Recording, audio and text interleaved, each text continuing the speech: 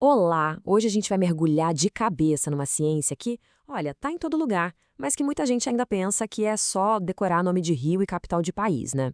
Pois é, vamos falar sobre geografia e entender por que ela é, na verdade, uma ferramenta incrível para a gente decodificar o mundo.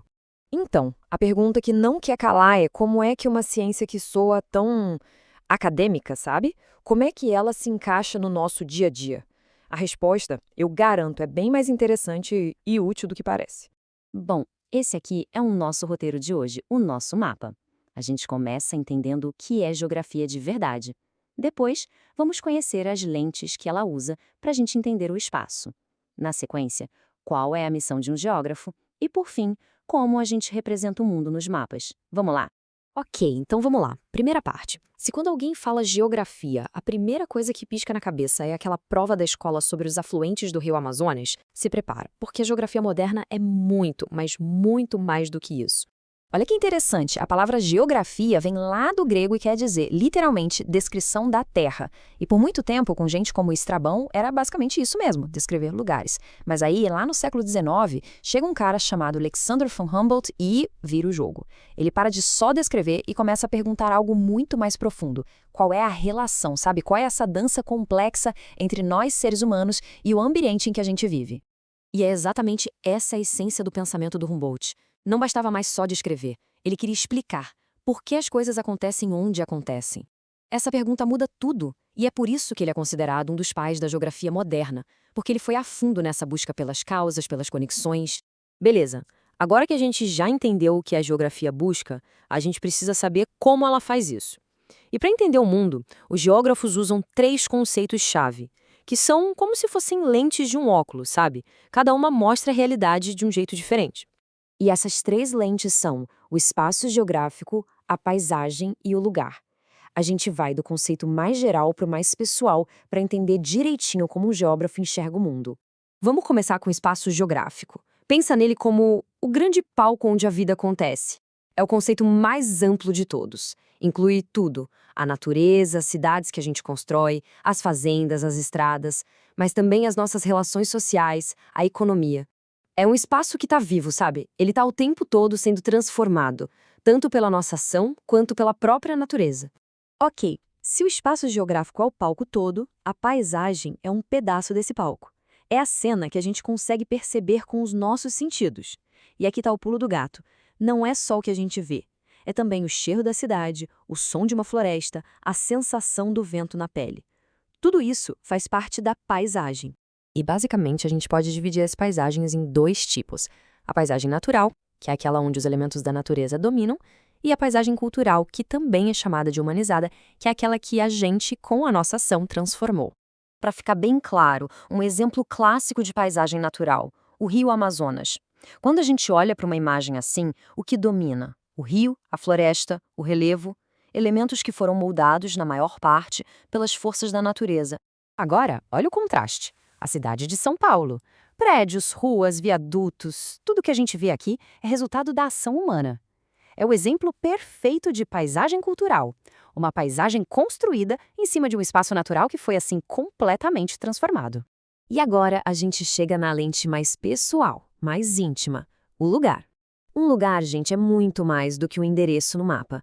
É um espaço que tem significado pra gente, que tem afeto. É a nossa casa, a praça do bairro, a casa de um amigo. Sabe, são aqueles pedaços do espaço que a gente preenche com as nossas histórias, com as nossas memórias. É por isso que debates sobre, por exemplo, a preservação de um prédio antigo ou os efeitos da gentrificação são tão acalorados. Não é sobre tijolo e cimento, é sobre a identidade e a memória que estão ali, naquele lugar. Bom, agora que a gente já tem essas lentes, vamos ver quem é que usa elas profissionalmente. O trabalho do geógrafo, no fim das contas, pode ser resumido em duas perguntinhas essenciais que guiam toda a pesquisa dele: onde e por quê? E pode acreditar, essa investigação é super ampla. Um geógrafo pode estudar desde como uma montanha se formou até os padrões de crescimento de uma cidade. O trabalho é analisar como a gente transforma o ambiente e, principalmente, tentar entender a lógica por trás de como o mundo se organiza. E o mais legal, propor soluções para problemas bem reais, que vão do planejamento das cidades até a gestão de recursos naturais. Então, o ponto central aqui é que o trabalho do geógrafo é muito prático. Ele não fica só na teoria. Ele gera o conhecimento que a gente precisa para planejar o futuro, para usar nossos recursos de um jeito mais inteligente e para ajudar a construir sociedades mais justas e sustentáveis para todo mundo. E claro, para estudar, analisar e planejar todo esse espaço, os geógrafos precisam de uma ferramenta que é absolutamente fundamental. E com isso, a gente entra na nossa última parte, a ciência de desenhar o nosso mundo. Essa ciência é a cartografia. Pensa nela como a linguagem visual da geografia. Se a geografia estuda o espaço, a cartografia cria a representação visual desse espaço. Uma não vive sem a outra. E é importante lembrar, o mapa não é só um desenho bonitinho, é uma ferramenta super poderosa de análise e de comunicação. E a história dos mapas é fascinante. A gente saiu de mapas feitos em tábuas de argila lá na Babilônia Antiga, passou por um salto de precisão na época das grandes navegações e hoje, hoje a gente tem mapas com um detalhe absurdo na palma da mão, graças a satélites e GPS. É uma evolução em tanto. Mas o mais impressionante aqui é pensar há quanto tempo isso existe. A gente está falando de mais de 4.500 anos atrás. A humanidade já sentiu essa necessidade de registrar, de entender o espaço. Isso mostra que mapear o mundo é algo quase que instintivo para a gente. É parte de como a gente se organiza como sociedade. E essa necessidade tão antiga hoje aparece de um jeito completamente novo, né? A cartografia saiu das mãos dos grandes navegadores e exploradores e veio parar no nosso bolso. Virou uma ferramenta do dia a dia que a gente usa para tudo. Para achar o caminho mais rápido, fugir do trânsito, explorar um lugar novo. A gente explora o mundo hoje com uma facilidade que era impensável. Então, para a gente amarrar tudo, a grande lição é esta. É hora de esquecer aquela ideia antiga da geografia como uma matéria de decoreba. É muito melhor pensar nela como uma ciência viva, dinâmica, que investiga a conexão mais importante que existe, a nossa relação com o planeta Terra, a nossa casa. E para a gente terminar, fica essa provocação do grande poeta Carlos Drummond de Andrade. Existem as coisas sem ser vistas?